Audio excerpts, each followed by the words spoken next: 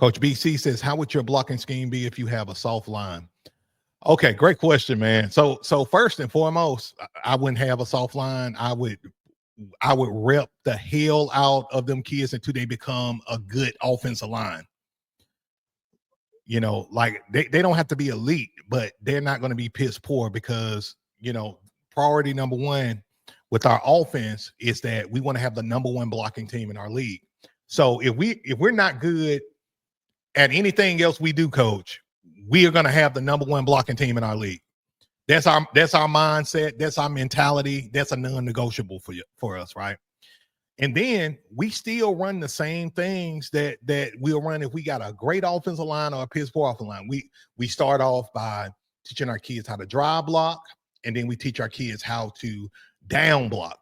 Though if your kids can't do anything else, teach them how to drive block. In other words, block the man head up with them, and then teach them how to down block their inside gap. If there's nobody in their inside gap, you go second level.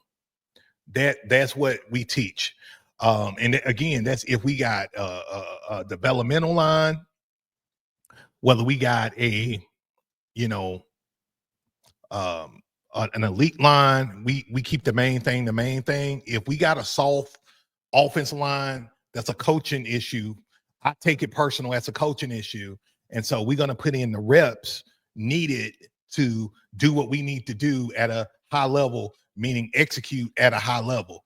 We want to not only be the number one blocking team in the league, but we want to execute the fundamentals better than anybody else. We want to be fundamentalists at what we do, right? Yeah, man. Especially first-year players, coach. Especially first-year players, you want to put even more reps in. More reps. It's all about reps because remember, reps build confidence. Confidence builds speed. Speed equal wins. So the more reps you put in with your kids mastering blocking, the more confident they're going to become as first years.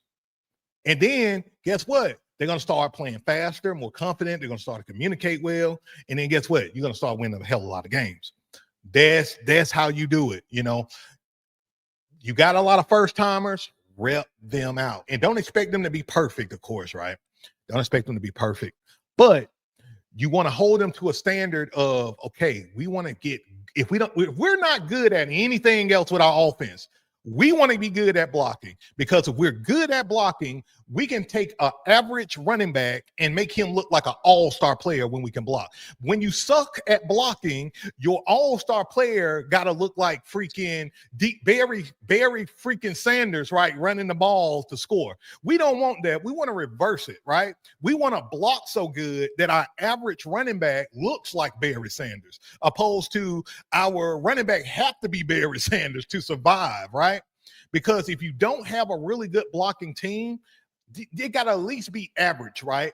They got to at least be average, because if you're not good at blocking, you're dead to rights. I can tell you what your season going to be if you're not good, right?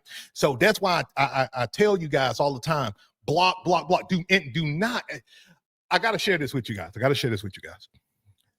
So what you don't want to do, and I get this a lot on my coaching calls. I get coaches booking calls with me each week, right? And I go over blocking, and for some reason, the coach said, well, we'll throw in blocking at the end of practice. What the hell are you doing? I just said prioritize blocking, be the number one blocking team in your league, right? Why in the hell would you put blocking on the back end of your practice? No, put blocking on the goddamn front end of your practice if you want to win, right? Like it blows my mind. Like, we as youth football coaches have to get back to the fundamentals of the game, right? And understanding what wins games. Like, literally, there's a science to winning in youth football, right? It's a science. If you think about it this way, let me be real practical. Think about the teams that make it to the championship in your league every single year, right? Think about the teams that make it to the championship every single year in your league. What do they have? They have the best blocking team, the best tackling team, the best fundamental team. They have either all three of them traits or two out of three of those traits, and they make it to the championship or deep in the playoffs every year, year in and year out. And The teams that don't make it are the teams who are not good at blocking or average at best. And they depend on their two best running backs or two best skill guys to win. And you can get away with it for a while when you're playing against teams that are as bad as you. But when you start playing against the top teams who prioritize blocking, who prioritize tackling, who prioritize the fundamentals, that's when they expose your ass and beat the crap out of your team. It happens every year. Y'all got me?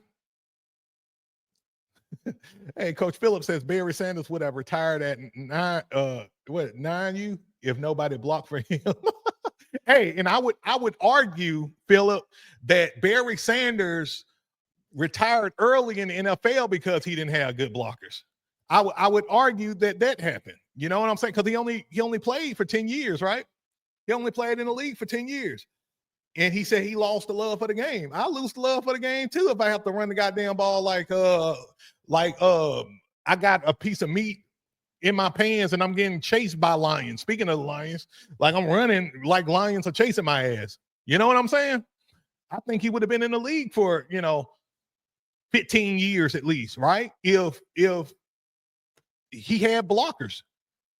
Like Barry Sanders got some of the best running back highlights you'll ever want to see because he had to make guys miss, right? Because his line wouldn't do crap for him.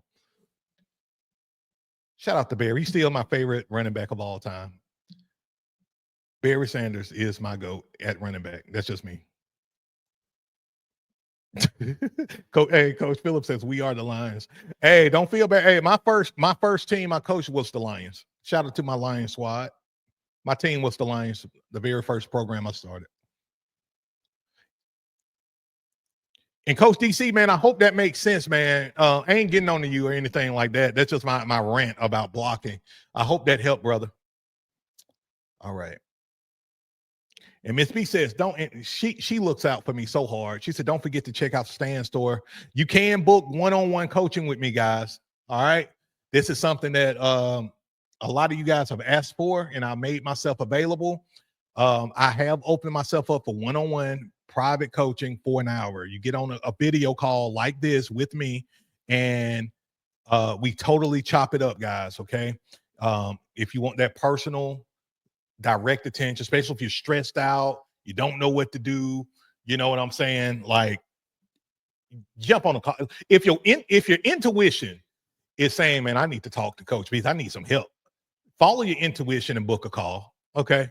Like, yeah, I know Coach B's not cheap for a one-on-one strategy call. If you can afford it and you see, you know, it's a need, jump on the call. Cause I'm gonna put my all into the call, guys, for you, and I'm gonna really bless you good in these calls. That's what I do. I spoil my coaches. Everybody's part of the Beast Bloodline, Beast Nation. That's what I do to you guys. So also I made available group coaching. So some of you guys have expressed that you want me to talk to your entire coaching staff.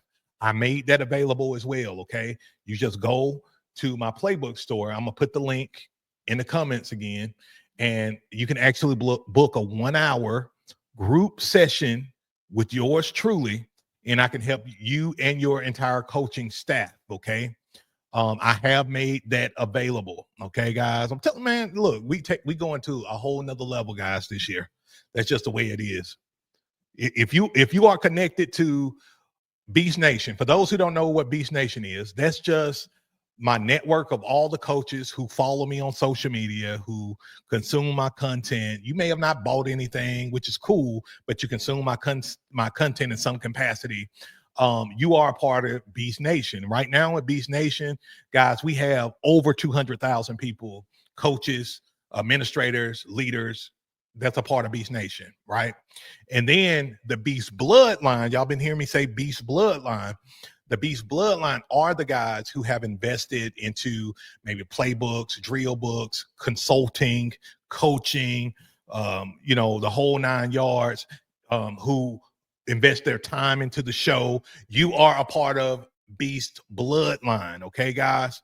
Like you, it's almost like it's almost like a funnel, right? is, the top of the funnel is Beast Nation. That's the broader spectrum. And then you got the Beast Bloodline, which is closer to me. And then you got the inner circle, which are those who get direct mentorship from yours truly. That's the inner circle, which is the smallest, rarest percentage. So cool.